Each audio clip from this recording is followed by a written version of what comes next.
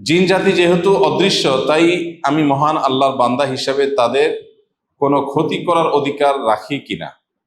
দুষ্ট জিন যদি আমার ঘুমের মধ্যে বিরক্ত করে বা অন্য কোনোভাবে ক্ষতি করে, তাহলে পরিত্রাণের উপায় কি? আমি যতটা জানি, বান্দার পায়ে কাটা ফুটলেও মহান আল্লাহ তাকে সওয়াব দিবেন। দুষ্ট জিন যদি আমার ঘুমের মধ্যে বিরক্ত করে, এর জন্য পরকালে মহান আল্লাহ আমার সওয়াব দিবেন কিনা? অনেকগুলো প্রশ্ন একসাথে করেছেন। প্রথম প্রশ্ন উত্তর হলো যে আল্লাহর সৃষ্টি হলেই তাকে কষ্ট দেয়া যাবে না এমন কথা নাই।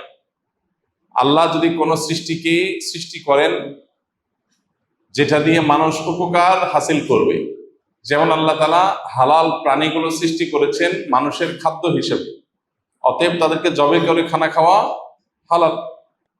আবার কোনো প্রাণী যদি মানুষের কষ্টের কারণ হয়, উপদ্রবের কারণ হয়, তাহলে সেগুলোকে মারা, সেগুলোকে নিধন করা, এটারও অধিকার মানুষের আছে, কারণ আপনাকে সে কষ্ট দিচ্ছে। আর যদি কোনো প্রাণী আপনার কোনো কষ্ট না দেয়, কোনো ক্ষতি না করে, অহেতুক আপনি তাকে মারলেন, ক্ষতি করলেন, কষ্ট দিলেন, তাহলে সেটা অবশ্যই আপনার জন্য মাজমুম বা নিন্দনীয়, নিষিদ্ধ কাজ। অতএব কোনো জিন যদি আপনার ক্ষতি করে, তাহলে সেই ক্ষতি থেকে বাঁচার জন্য আপনি আত্মরক্ষামূলক কাজ করবেন, সেটাই স্বাভাবিক।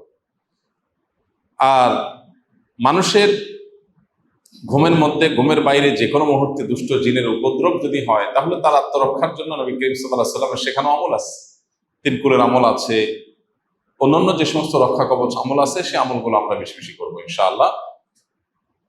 এবং কোনো বিপদ যদি হয়, অনেকে আছেন যে ব্ল্যাক ম্যাজিকের কারণে কষ্টে আছেন, অনেকে আছেন দুষ্ট জিনের উপদ্রবের কারণে কষ্টে আছেন, এবং এই কষ্টটা এত বেশি যে আসলে এই কষ্ট থেকে পরিত্রাণের উপায় অনেকে খুঁজে পান না, এবং অনেক সময় দেখা যায় কষ্টগুলো মাত্রাতিরিক্ত, অনেক বেশি, অনেক কষ্ট। পরিবারের কেউ জিনে আক্রান্ত, দুষ্ট জিনে সওয়ার হয়েছে তার উপরে, কিংবা কোনো সেহের বা ব্ল্যাক ম্যাজিক করা হয়েছে কারোর প্রতি, তখন দেখা যায় যে ওই পুরা পরিবারের মানুষের ঘুম হারাম হয়ে যায়, পেরেশানি কোনো শেষ থাকে না। সন্দেহ নাই, যদি এটা থেকে আত্মরক্ষার জন্য তিনি রুকিয়া শরঈয়া, শরিয়া সম্মত ঝাড়ফুঁক বা রুকিয়ার আশ্রয় নেন, রুকিয়ার মাধ্যমে তিনি ট্রিটমেন্টের চেষ্টা করেন, পাশাপাশি এই বিপদে তিনি সবর করেন, ধৈর্য ধারণ করেন, অবশ্যই এর জন্য তিনি বিনিময় লাভ করবেন। কারণ এটা তো সঠিক যে নবী করিম সাল্লাল্লাহু আলাইহি ওয়াসাল্লাম বলেছেন, ইমানদার তার যদি পায়ে কাঁটাও ফুটে এবং সে যদি সবর করে, ধৈর্য ধারণ করে, আল্লাহর ফয়সালাকে মেনে নেয়, এর বিনিময় সে আল্লাহর কাছ থেকে আজর এবং বিনিময় পাবে। এই জন্য যদি কেউ এরকম দুষ্টজনের উপদ্রব কিংবা সেহেরের শিকার হয়ে কষ্ট পায় এবং সে সবর করে, ইনশাআল্লাহ সে আল্লাহর কাছ থেকে আজর লাভ করবে। জুমার দিনে ইমাম সাহেবের কাছাকাছি বসা বলতে কি বোঝায়? এটা কি প্রথম কাতারে বসা বোঝায়? উদাহরণস্বরূপ বলা যায়, ইমাম সাহেবের সামনে দ্বিতীয় কাতারে বসা উত্তম উত্তম নাকি দূর হলেও প্রথম কাতারে বসা উত্তম? ইমাম সাহেবের বাম পাশের কাতারের তুলনায় ডান পাশের কাতারে বসা কি উত্তম?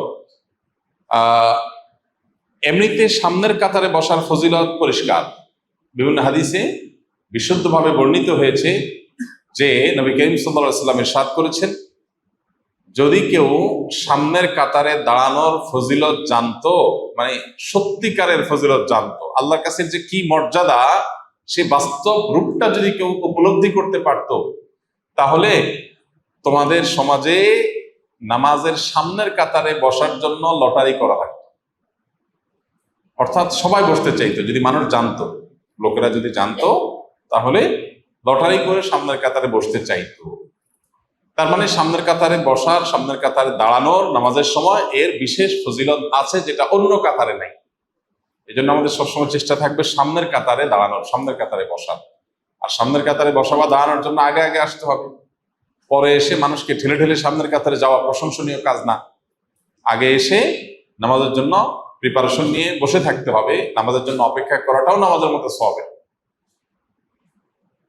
কিন্তু জুমার দিনের যে ফজিলত, প্রতি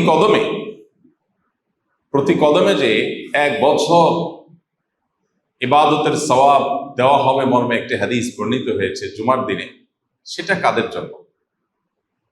সেটা হলো ওই ব্যক্তির জন্য যে ব্যক্তি কয়েকটা কাজ জুমার দিনে করবে। তার ভিতরে একটা হলো মান বাক্কারা ইয়াউমাল জুমআতি ওয়াবতাকার ওয়া গাসসালা ওয়াগতাসাল, যে ব্যক্তি জুমার দিন আগে আগে ঘুম থেকে উঠবে, আগে আগে আসবে জুমায়, এবং গোসল করবে, উত্তম রূপে গোসল করবে, ওয়াদানা মিনাল ওয়ামাশা ইলাল মসজিদি ওয়ালাম ইয়ারকাব, পায়ে হেঁটে মসজিদে আসবে। পুরা পায়ে হেঁটে আসা সম্ভব না হলে গাড়ি ধরে পার্কিং করে বাকিটা পায়ে হেঁটে আসবে। ওয়াদানা মিনাল ইমাম ওয়ালাম ইয়ালগু, এবং ইমামের কাছাকাছি এসে বসবে এবং অহেতুক কোনো কথা কাজ কিছু করবে না, খুতবা চলাকালীন বিশেষ করে মনোযোগ দিয়ে খুতবা শুনবে। তাহলে সে ব্যক্তির প্রতি কদমে 1 বছর ইবাদতের সওয়াব দেওয়া হবে। রাত জেগে ইবাদত, দিনে রোজা রাখার সওয়াব দেওয়া হবে। অনেক মুহাদ্দিসরা বলেছেন, যত আমলের ফজিলত কোরআন হাদিসে আছে, দুনিয়াতে এর চাইতে বেশি ফজিলতপূর্ণ কোনো আমলের কথা কোরআন বা হাদিসে বর্ণিত হয় নাই। এই জন্য জুমার দিন সবার আগে 1 নম্বরে যে ঢুকে তার যে মর্যাদা, সেটার কারণ নাই। এইভাবে সিরিয়ালে ধারাবাহিকভাবে যে যত আগে ঢুকে তার মর্যাদা তত বেশি। সে চেষ্টা আমরা করবো ইনশাআল্লাহ। এই হাদিসে বোঝা যায় ওয়াদানা মিনাল ইমাম ওয়ালাম ইয়ালগু, এখান থেকে বোঝা যায় ইমামের কাছাকাছি বসবে। এখানে কাছাকাছি বসাটা মাকসাদ, সামনের কাতার প্লাস পাশাপাশি, এটা যদি কেউ বসতে পারে তাহলে সে ডবল ফজিলত পাইল। আর যদি সামনের কাতার না হয় কিন্তু কাছাকাছি হয়, তাহলে জুমার দিনের মধ্যে এই ফজিলতটা সে পাবে, ইমামের কাছাকাছি থাকা। আর সাধারণ অবস্থায় অন্য যে কোনো নামাজে যে কোনো ওয়াক্তের জন্য মূলত প্রথম কাতারের ফজিলতটাই হলো মেইন, কাছাকাছি হওয়ার চাইতে। আস-সুন্নাহ ফাউন্ডেশন, উম্মার স্বার্থে সুন্নাহর সাথে।